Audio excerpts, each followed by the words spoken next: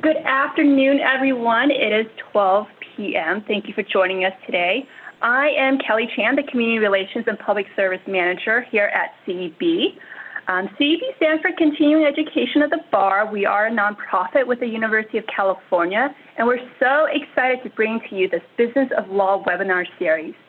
Today's presentation is all about creating a market niche, keeping your overhead low, and all while helping bridge the access to justice gap. I just want to note some housekeeping stuff. We will have Q&A at the end. We'll leave about 15 minutes for questions. So if you do have a question, please use the chat icon. You'll find it at the bottom of your Zoom. So just type in any questions you have throughout the presentation, and we will go through them at the end. Okay, so now I just want to introduce to you our special guest speakers. We actually have two with us today. Maria Hall. Maria Hall is an employment and housing rights lawyer and has mentored over 50 attorneys in starting their own practice. She directs the Los Angeles Incubator Consortium, a legal incubator that supports new attorneys of Loyola, UCLA, and Southwestern law schools as they build sustainable solo law practices. And also joining her is Michelle Quadros, a 2018 alumna of the Incubator program. Michelle started her solo practice in December 2017, and she has since grown her firm into a partnership, hired staff, and manages a busy litigation schedule. And she'll share some of her personal insights and tips about starting out and building the firm that you want. So Maria and Michelle, I'm just going to hand this over to you now. Okay, great. Thank you, Kelly. Thanks for giving us the opportunity to be here. Hello, everyone. I wish I could see your faces. We've been told that most of you are already solos, and we have a handful of law students also registered. So for those of you who are already solos, hopefully this won't be too basic, and hopefully you'll also chime in on the Q&A at the end, because you probably have a lot to share as well. So first I just wanted to go over, and here's Michelle. Hi everybody, I'm Michelle Quadros. It's a pleasure being here with you today. As you just heard, I am the senior partner of Quadros & Cuellar, LLP, and I look forward to sharing some of my experiences with you today. So Kelly mentioned the Los Angeles Incubator Consortium, and that's a program that was started in 2015. It was started with seed funds from the California Bar Foundation, which wanted to bridge the justice gap and really serve the modest means communities in California and Los Angeles specifically for us.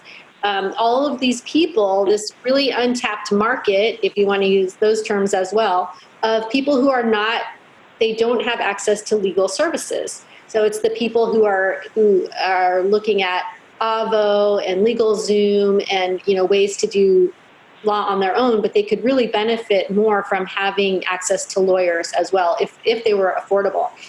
So each year we have about 12 new lawyers coming into our program. And so these are tips that I've seen work. There's no magic bullet, but these are things that are sort of each year I see what is successful and what maybe isn't as successful. So I wanted to share all of that with you. Again, just more about the Incubator Consortium. So we really grow our network. We really focus on having a network of legal aid partners, of the law schools, and especially the Los Angeles County Law Library as well. They're a great partner to support the new solos. Just some pictures. We even have a dog. That was last year's cohort. So the incubator strategy, like I said, there's really no magic bullet. It's a lot of hard work, as you all know. I usually recommend not just buying a bunch of advertising or paying money for referrals at least, especially at the beginning. But these are our sort of four components. We really focus on keeping overhead low in your first year because you can really run a practice on a shoestring at the start. And then also focusing on generating cash flow, even if you have a contingency practice where maybe you don't get paid right away, you still have to generate cash flow to keep the lights on. And that's really important for your sustainability.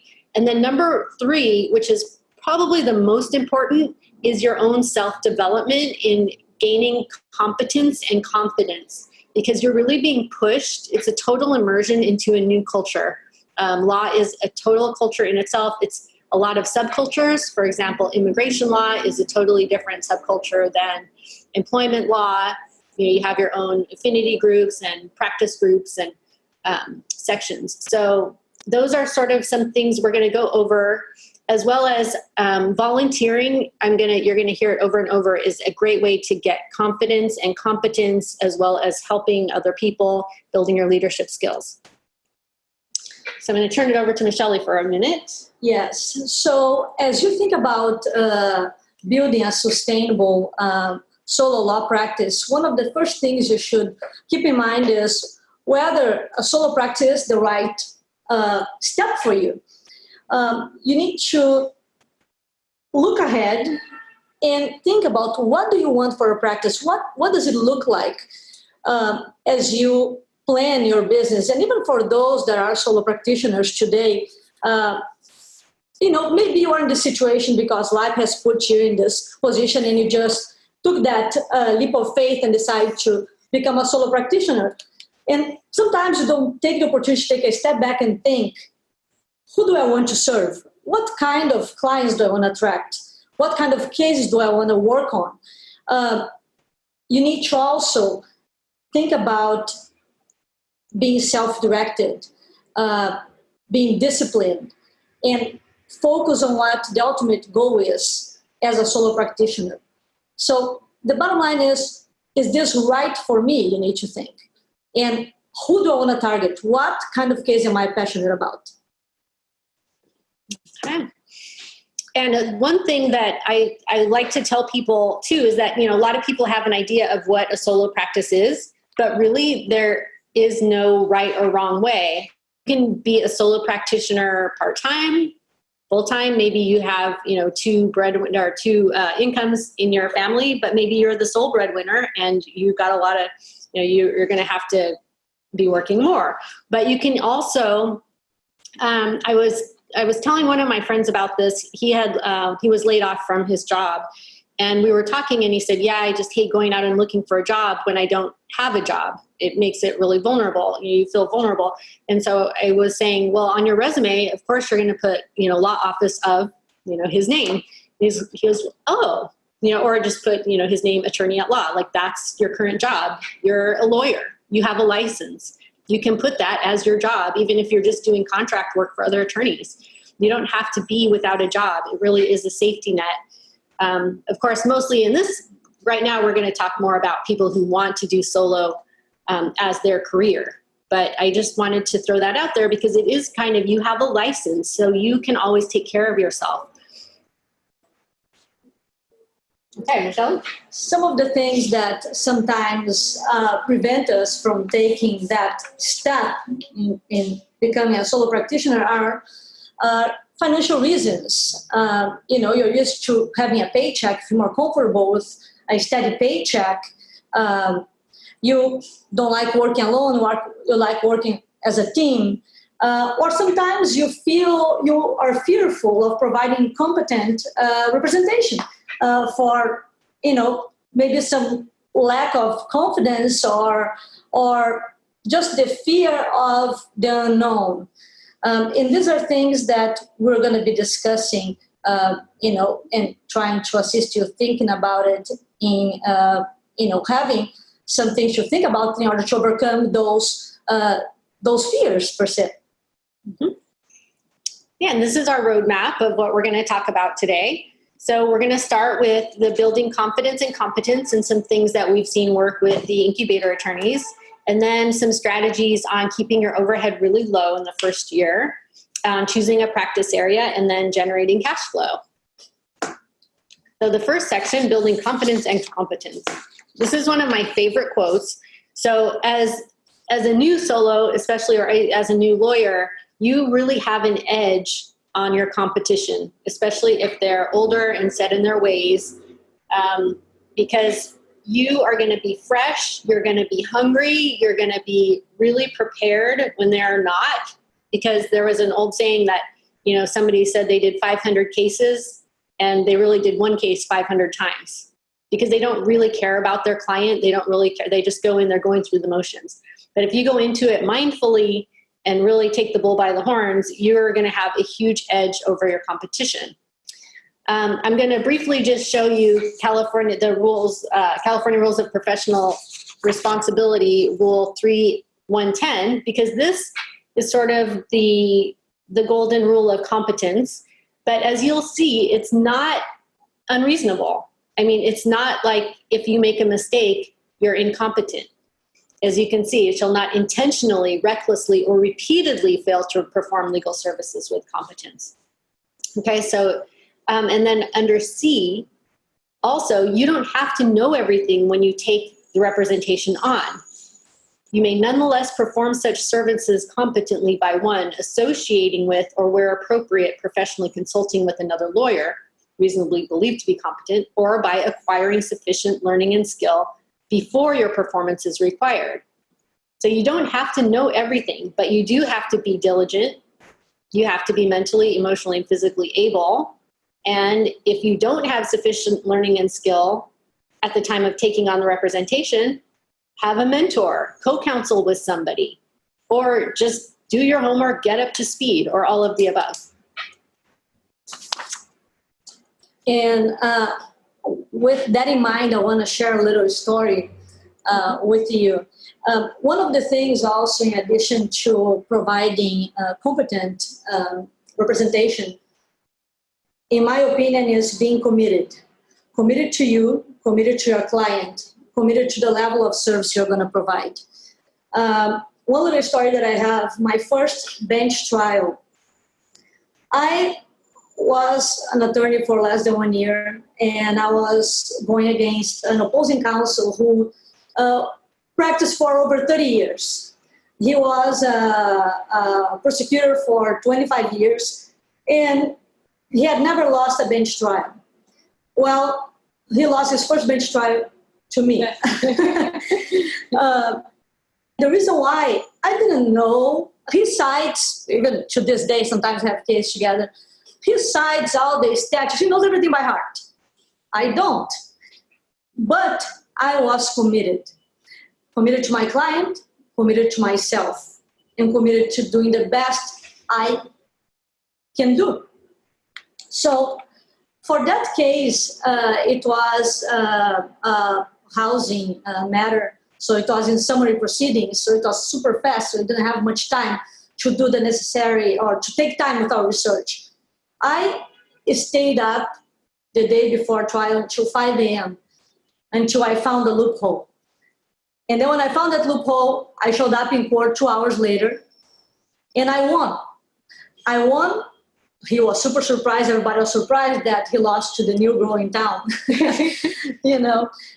But I just won because I was committed to providing competent representation, committed to being diligent, committed to my client, and to fulfilling the trust they put in me to represent them.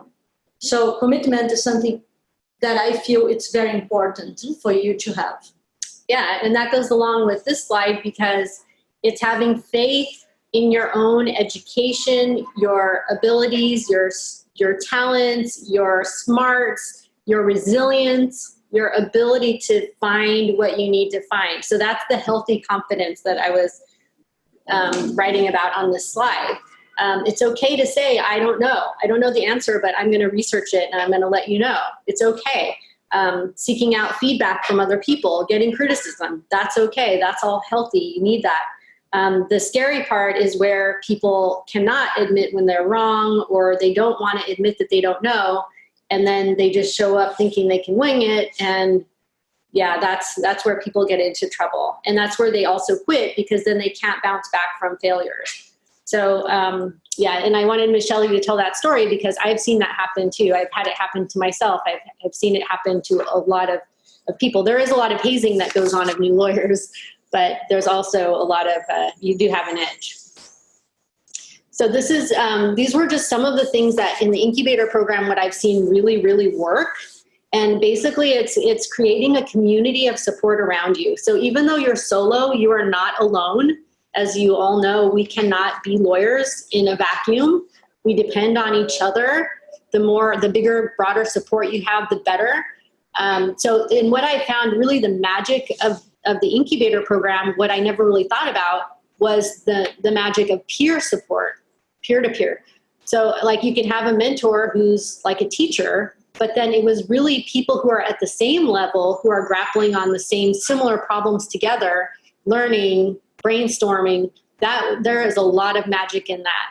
And those kinds of things you can find on listservs. I think I go over it in a later slide, but so I'll skip it for now. But and then of course, jumpstarting your confidence with co-counseling with experienced attorneys, because our jobs originally were apprenticeships, and that's really we learn from watching. We learn from sitting second chair. You know, we learn from even if it's maybe as a volunteer. And then the other things too are, of course, legal research. There's incredible legal research options at your fingertips, law libraries, volunteer work I'll talk about later. And then, of course, have your professional liability insurance, because that will give you, again, a safety net so that you can kind of feel a little more adventurous on the tightrope. So some of you may be thinking like, okay, so where do I find these mentors? How do I find them? Well, sometimes your mentor may be sitting next to you, okay? Maybe the person who you're having lunch with. So keep your eyes open, okay? You don't need to necessarily look for a mentor in the area of law that you want to practice. Sometimes find a mentor out of the area of law that you want to practice is super valuable because those individuals not only are going to share with you their experience, but they may also become a source of client referral as you build your relationship with them. Also, I know that we have a few law students in the audience. I started building relationships and seeking mentorship when I was in law school. I would attend law school events. I would attend networking events. As an attorney, I continue to attend networking events. In the practice of law the areas of law that I practice, and also outside of the areas of law that I practice. And that is, as I mentioned, to not only maybe I can become a mentor, which I have become a mentor to others, sharing my experiences, and I have found like a wealth of expertise and professionals that are willing to help. Mm-hmm. Especially those that have been around for longer than some of the younger attorneys. People are really open to sharing experiences and to helping others. So don't be afraid of reaching out, asking questions, asking for help. Because your peers are there for you. So don't be afraid of like exposing your lack of knowledge in certain subject matter, because nobody knows everything. That's for sure. Yeah, and same goes for me. I've had the same experience. When I started out as a solo in 2005, I was shocked at how people were so willing to help, at how these really, I thought famous, there are famous lawyers, are willing to pick up the phone and talk to you because they love sharing their knowledge. Lawyers love to talk about themselves and they love to tell war stories, and they love, but they really like to help people who are going to be the next generation. So I think there's a lot of feeling that like, wow, my life's work, I want to pass it on, and I want to, continue the knowledge, that I want to share what I've learned so that somebody else can use it and it doesn't go to waste. A lot of groups that helped me were affinity groups and bar associations. LA County Bar Association, for example, has a great small firm listserv. I was also helped a lot I was a civil rights lawyer, so I was helped a lot by National Lawyers Guild lawyers. Different social media, there's, different Facebook groups, etc. And I've also met a lot of incredible people as being on the board of Mexican American Bar Foundation and National Lawyers Guild. You really become, you can really go to those people. You meet a lot of people. You meet people in leadership positions. at first you might be the freshman, but then after a while you're the sophomore, new people come on the board, and then suddenly you're the one giving the mentoring. Yeah. Oh yeah, just a word about the substantive guides. Tons of LA County Law Library is amazing. I know in other jurisdictions they have amazing law libraries. So you can get, I'm a huge fan of CEB Online, not just because they put on this webinar, but because I use it almost every day. Different rudder guides, that's based on your practice area. You're going to, want the practice guides that you want. But at the beginning, you don't have to buy anything, but you can. You'll see what you use the most, and you can.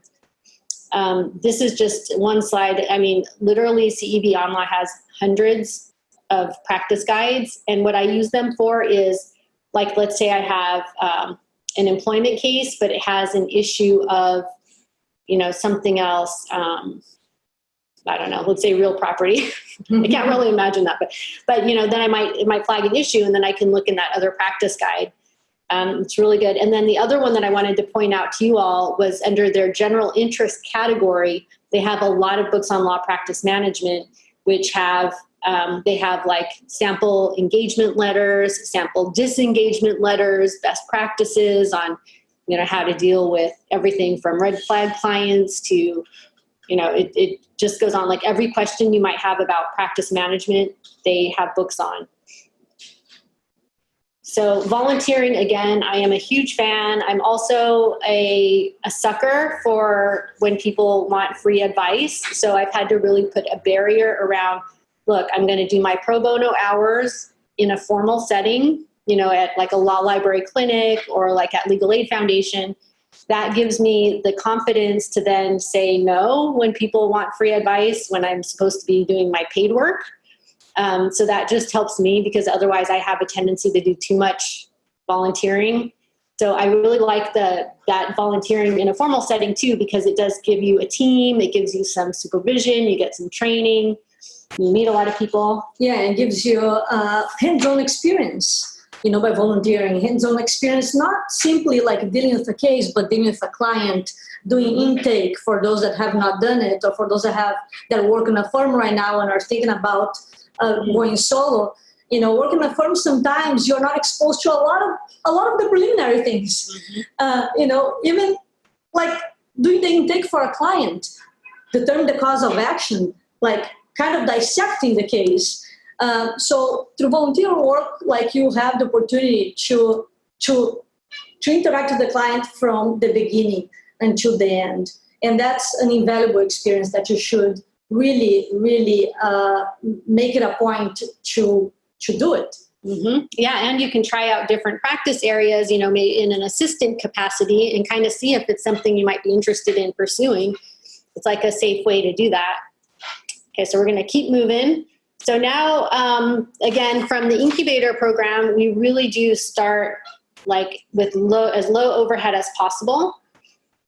So I think Michelle wanted to say something about that. Yes, as the slide says, start simple. Okay, start simple by first like planning your practice, using the resources you have available to you. Like Maria said, CB is a great resource. You also have LexisNexis, Westlaw. Or you can simply go to a law library, okay, in the beginning. But part of keeping your overhead low, I feel you should not just keep that in mind as far as your business plan goes, as far as your solo practice goes, but also in a personal level, okay? You need to not just plan for your practice and the success of your practice, but you also need to plan for your personal life, because there will be adjustments you're going to have to make. Being an attorney is my second career, so I had to make a lot of adjustments. When I decided to become a solo practitioner, I will not have a paycheck coming in every week or every 2 weeks. So I had to plan in my personal life. Things that you do today, you're not going to be able to do as you get started. So you need to plan accordingly. Cut expenses, unnecessary expenses that we all do. You're not going to be able to be going out all the time, going for dinners, all that, those things that we all enjoy. So we'll probably do later. Yeah, we will do later, hopefully. That's the goal, right? Yes. But that's what I tell myself. One day. No, but jokes aside, like it's really important for you to be prepared psychologically, for a change in your life. So plan not just the business side, but your personal life as well. Yeah, and these are some of the things we do in week 1. The nuts and bolts actually are pretty easy to set up, especially now with technology and a lot of virtual help. I'll go over, for example, okay, so your firm name, and this is intel I get from the insurance companies, because we have a great relationship with Kathy Sargent of Lawyers Mutual, who comes and does trainings for us. So actually, people who are solo and they sound like a solo, they are sued less often than people who have a name that sounds like, Maria Hall Law Group or Hall Law Group. That's more likely to be sued. Also, less likely to run afoul of state bar rules. State bar rules do require that you can't look bigger than you are, for lack of better term. I should have gotten the number, but you can look it up. It's also really easy to set up bank accounts when it's your own name. You don't have to do the other, corporate rules and things. And then, of course, it's the simplest thing to unwind if you have to. If you want to, you do get offered a dream job or something like that, or you want to form a partnership or a corporation. Really easy to shut down or unwind or transition into something else. Yeah, and regarding the name, like when I started, my firm name was Quadros Law Group. But a group of one person doesn't exist. Right. But I had some other people. But the only attorney was me. So you got to keep that in mind, because it gives the perception that you can get stuff done really fast, and you have that support behind you, and that creates already an expectation from our client that things are going to get done immediately. And I feel that's why probably people that choose a name like that get sued more often, because the expectations are enhanced. Exactly. Yeah, I think so. And mailing address options, and this is also different than when I started in 2005. I mean, there's more options available as far as virtual space and even virtual mailbox. But Michelle and I were talking earlier about, we're not sure about the confidentiality, but basically you can sign up online. You can check out Post Scan Mail online, and they have a mailbox, or they have an address for you somewhere, and then they scan and send you your mail. And then, of course, there's also a P.O. box. But what you don't want to do is have your home address. Yeah. And then business cards and logos, since you're all already mostly solo lawyers, you probably all have done this before. You can buy a logo. You can design your own. You can get as creative as you want. Website, same thing. You can go on a budget. Okay, so malpractice insurance is one thing that I get asked a lot about. People ask, how much does it cost? And it's, it's an open market. It's a wide variety among companies. If you're less than 3 years out, there is really one option that I know about that is only $500 a year, and that's through Lawyers Mutual. They call it the Strong Start program, and they give you MCLEs that you have to do, but you do get that incredible deal. Apparently, it's for mine, I can tell you it's something like, I've been in practice 16 years, and mine is something like $300 a month. And that actually went down when I hit, I think between 8 and 12 years is like the highest price and then, but it also depends if you have staff and things like that. But so it's definitely worth the cost to have the peace of mind. And then bank accounts starting out, you're just going to start out pretty simply, Okay, now case management options, and this is where technology can really, really save you time, because all of these different case management options, they really are a must. You can do things the long way if you want, but once you master one of these case management software platforms, they integrate with all of your technology practically. I'm going to let Michelle talk a little bit more about how she uses it, but these are some of the things that get integrated. You can describe maybe what it is and Yes. So you have two options. You have we have put a few options there for you. The backside. Yes, thank you. And there's more too, but yes, just gives you an idea of price. Yeah, Practice Panther, Clio, MyCase, Rocket Matter.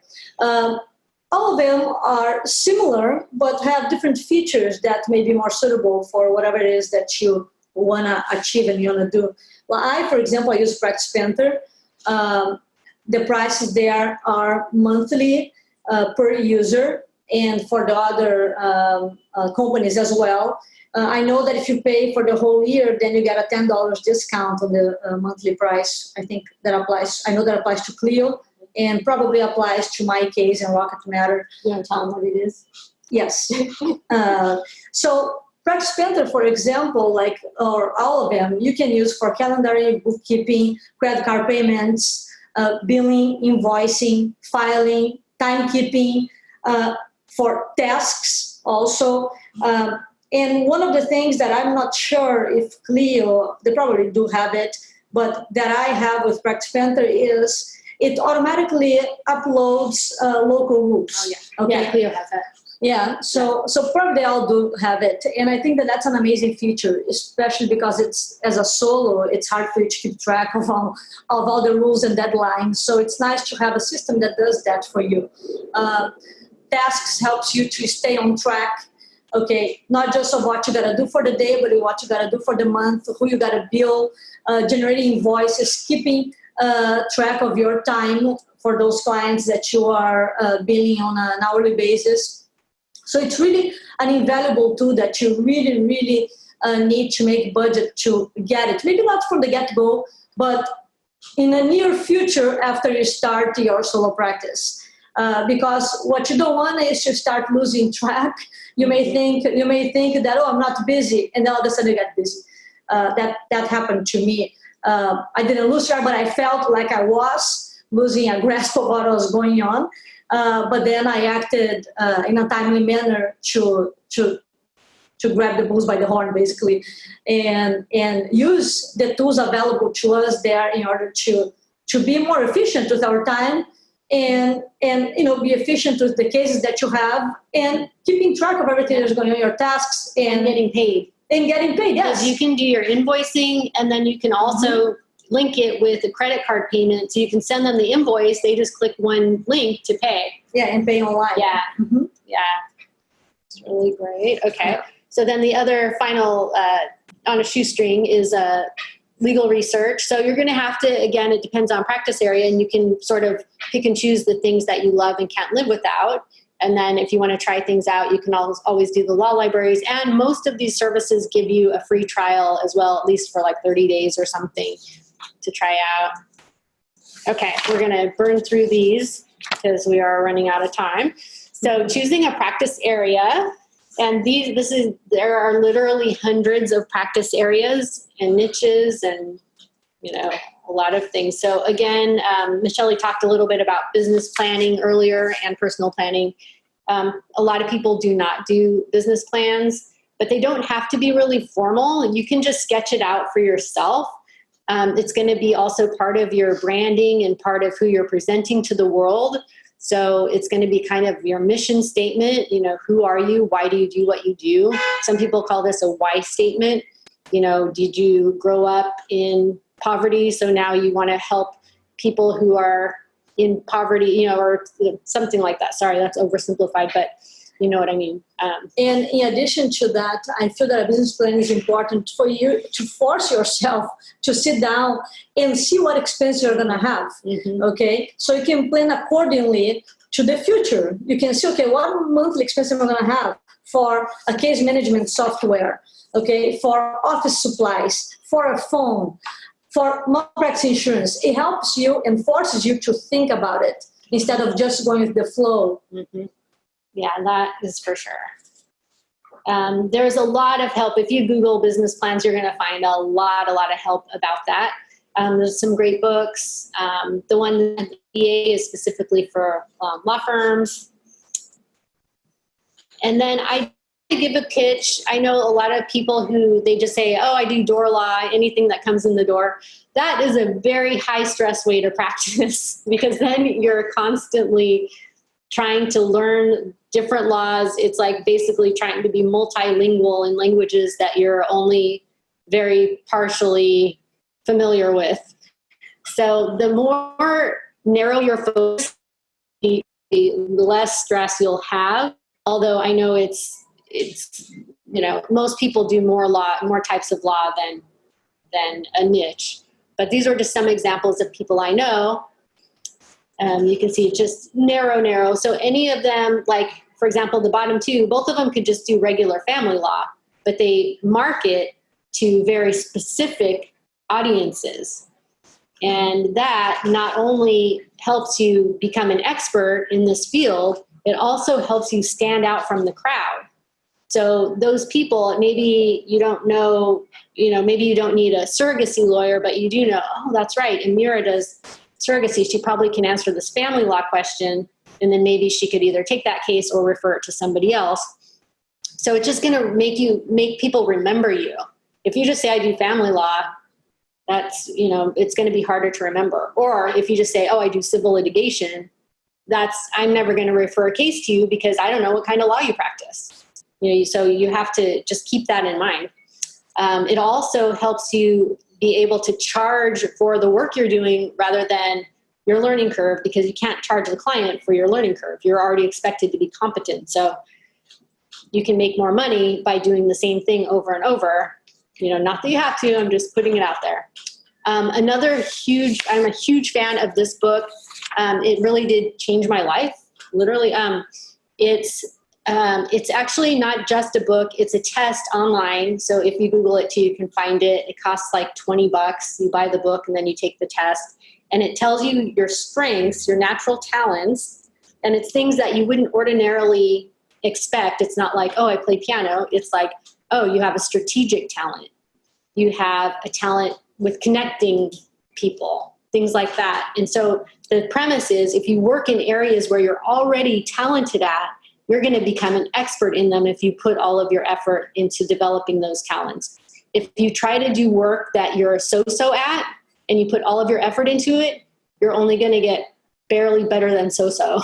And there's going to be other people who are naturally talented who put way less effort in and are always going to be better than you. So that's why I'm a huge fan of strengths training, and it also makes you happier because you succeed more often. Yes. And that helps you to choose your practice area, by knowing your strengths also. And you got to think, what do you love doing? Okay. That's very important. You're not becoming a solo practitioner and taking charge of your professional life to do something that you hate. Right. Usually that happens when you work for somebody else. Yes. So this is your opportunity to be happy finally. Isn't that exciting? So you gotta think about what you like doing. You like drafting legal briefs? You like arguing in court? You like meeting clients? You like managing a business? What is it that you love doing? For me, when I was choosing my what I was going to do as an attorney, I knew that I love being in court. So I was like, doesn't matter what area, right. I want to be litigating, because some of us do not know exactly what area of law you want to practice when you start off. And yes, it is more stressful because every client that walks in the door, you have to learn basically the law about whatever, their matter is about. So it is more stressful in the beginning, but I started that way and let my practice define itself. And of course, I was able to do things that I didn't like. And then I was like, okay, that for sure, it's a no. Now, how about this? Yeah. This is a good one too. Yes. Be honest about what you like doing. Yes, be honest with yourself. Doing contract work, being a freelancer, basically being able to delegate things that you cannot handle because you don't need to do it all. You need to be smart about how you use your time. Okay, there are things that you can outsource, that you can have somebody drafting discovery for you, so you can be focused on the case strategy. So you got to, think about those things and things that you love doing and expand on that and go for it. We'll put it back to that one. And then you got to think like, we're running out of time. So yes, we're going to go quick on this here. You got to think, who is your ideal client? That's part of the finding out what you love. Who is your ideal client? Who is the income ranges and demographics that you got to go after? What skills or attitudes do you share? Languages, culture? These are all opportunities. Yeah, well, also because Michelle, for example, speaks Spanish. So that opens a humongous market for her in Los Angeles. So if you speak another language, again, that makes you stand out. Even if it's in a language that nobody else speaks, at least it makes you stand out. But it can open up a whole new market as well. Yes, and also I speak Portuguese. I'm originally from Brazil. And a lot of people contact me because they look for Portuguese speaking attorney. And and it is kind of, random, but that helps too. So make sure to make your unique skills known, because someone will call you looking for you. Right, exactly. That's what you want anyway. Yeah. Okay, so we did that. So now we are at generating cash flow, the fourth and final section before questions. Okay, so you talked a little bit about this. You want to take this one? Mm-hmm. Yes. Creating a realistic budget. Yes. So basically, like as I mentioned before, break things down. Okay, chart, plan ahead. Okay, see what expense you have personally. See what expenses your business is going to bring you. See how much money you got to generate. Okay, see how many hours of the day you will devote to your business. Some of us do it full time. Some of us will do it part time as a second job. So you gotta use what your reality is today to plan accordingly to what is going to fit your needs. Yeah, and not only that, but how many hours are you going to actually bill legal work? Yeah. Because if you run your own business, you're also going to be spending a lot of time working on your business, promoting your business, getting skills, all of those other things. So that might take up half of your time. So you have to put into account that when you're looking at billable hours. Another thing I wanted to share was that in the meantime, and also if you while you're building your client base, because that's going to take a little while, unless you buy somebody else's practice, it's going to take you a little while to get, your own clients, but you can do contract work for other attorneys, of course, court appearances, writing. You can also consider some limited scope, and that can be things like, actually I have a list later, but where do I have that? Sorry. Okay, maybe I took it out. Sorry. All right. So that can be things like coaching for small claims, for example. It could be coaching for a hearing. It could be writing ghost writing a letter. It could be just trying to negotiate a settlement pre-litigation, and those can be pretty lucrative. So it's trying to manage your time commitment, keep your commitment low. Writing motions for another attorney. Yep, all those things can bring in. Yeah, all of that brings in cash flow. We'll kind of skip that one for now because we are running out of time. And contingency fees, because a lot of people like me, I started out as doing employment rights, housing rights, but I made the mistake back in 2005 of doing all contingency, and I ended up just doing too much free work, and you might not get paid for 3 years. Yeah, so I also do personal injury and wrongful termination.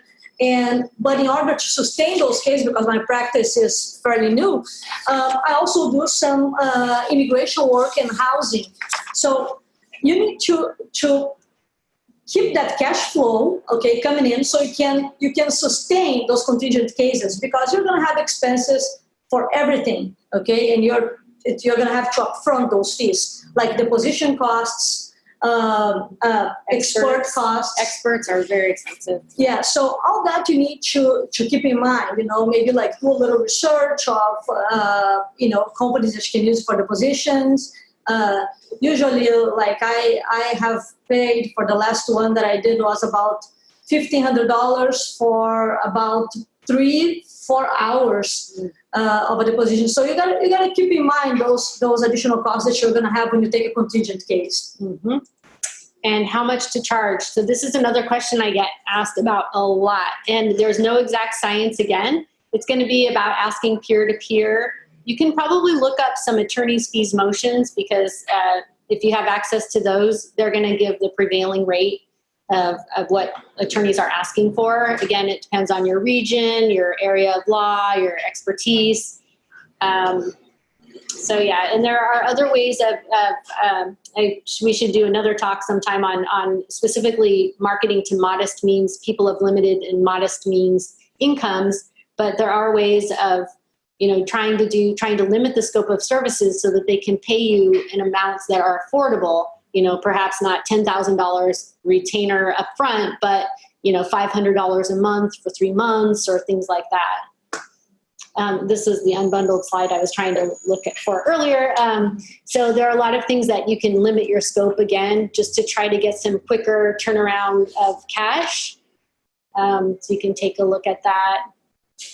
I really like it. LA County Bar Association actually they both have, in their lawyer referral service, it's called Smart Law. They actually have some limited scope options. They even have flat fee options, so you can sign up for those. They also have a limited experience panel that the requirements for getting on that panel are not as rigorous as the other panels, but you do have to have a mentor sign off for you. But then you can start getting calls that come into LA County Bar for referrals. So final thoughts, as a lawyer, you are a leader, whether you want to be or not. You have that kind of credibility in the community. So build your leadership skills. It's all good. Sustainable means that you as a person are happy, resilient, that you are fulfilled. Again, I want to point out that work in your areas of strengths. I can't stress that enough. Prioritize your physical and mental health. This is so sad, but I just had a classmate die who was in his 40s of a heart attack, and you just hear stories like that. The stress can be so overwhelming in this job.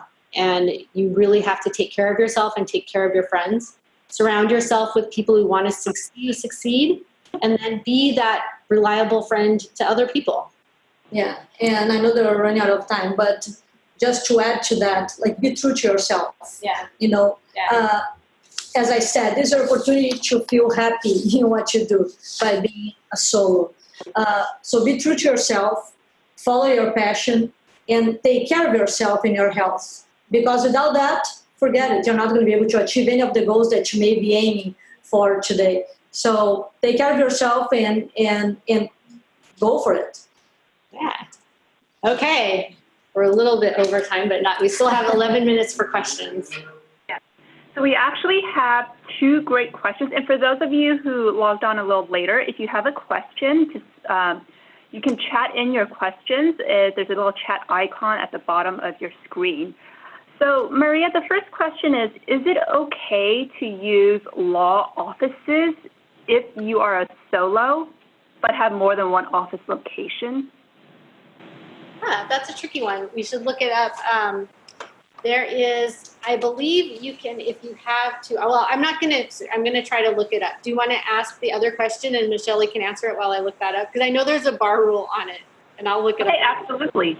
So actually yesterday, and this question is for a lot of fellows and small firms, and I'm sure this is one of the biggest challenges is marketing and finding new clients. We actually had Mitch Jackson on yesterday, and he talked about using social media to brand, to network, to build relationships, and to create an emotional connection with your audience.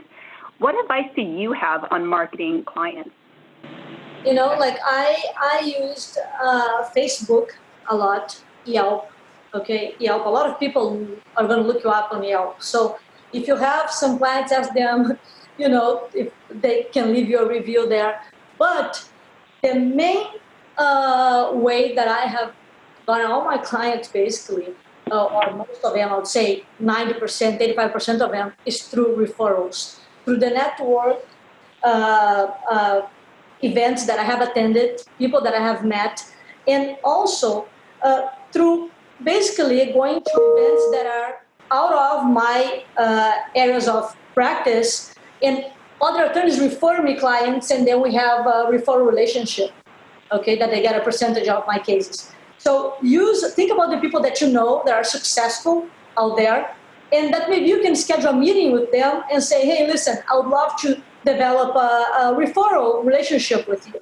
And people are going to be really open to it, because a lot of attorneys and well-established firms, they have people knocking their doors and they're turning people away all the time, okay? And they don't know where to send them to.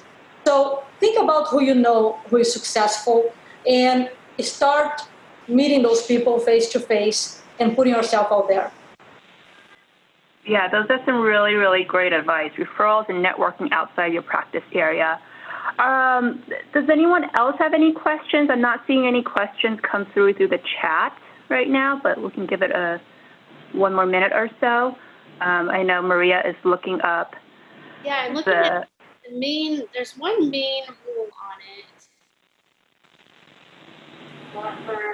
Because that one's interesting, because if it's only one lawyer but two offices, I mean, that's technically not, oh, here it is.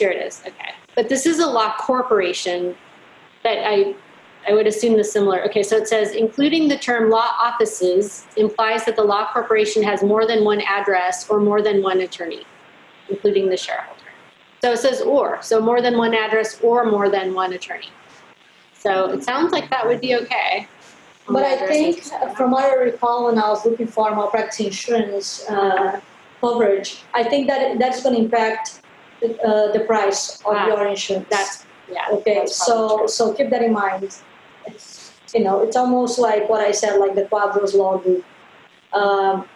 Because you are implying that you have a bigger team and you have more locations. I think if you have more people, it's probably okay, but it's going to impact the cost of their malpractice insurance. I'm like 90% sure of that.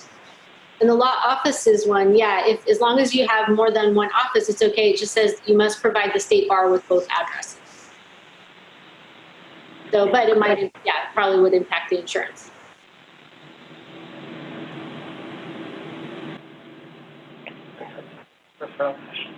So here's a referral question. What is the customary going rate to pay for referrals? Is it 25% or 1/3 of the fee you earn?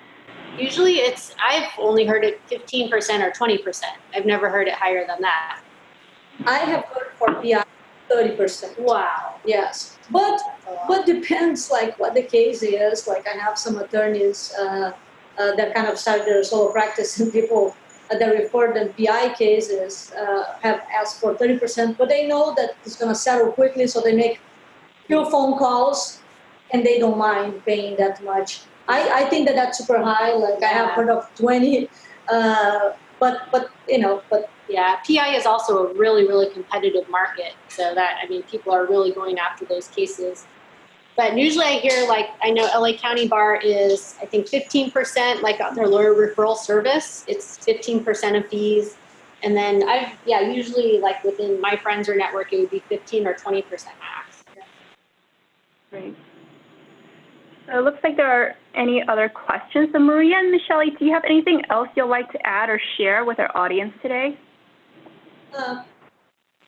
Not really, just don't be afraid, okay? I know that this may be a little overwhelming for some of you that may just be starting to think about starting your solo practice, may be a little overwhelming, but think about it the apple at a time, okay? And just take one day at a time and go for it. If you're thinking about it, it's because you're not happy with what you're doing today. And in the end of the day, you are an attorney, and our profession enables us to be self-sufficient. Yes, you're going to have to jump through some hoops, but I can tell you that it's worth it. It's worth it. We actually have one last question here before we go. What is the best business entity structure to create for the solo practice? So it is a matter of preference. I would say to start out, I would just do a DBA, law office of Maria E. Hall or Maria E. Hall, attorney at law. Right now, though, later in life, I have a law corporation. So that's just a professional corporation, which is it's really the main difference is just taxes. It doesn't give me any other shelter from professional liability like a non-professional corporation would. So it's really just a matter of probably talking to your accountant. If you have a partnership, then you have to do an LLP, but that one is very hard to unwind. So I would not recommend that. It's like harder to unwind than a marriage practically. And then there's also you have an LLP, right? I have an LLP. Yeah, so that's different because they're Yeah. fine. They're fine being married. No.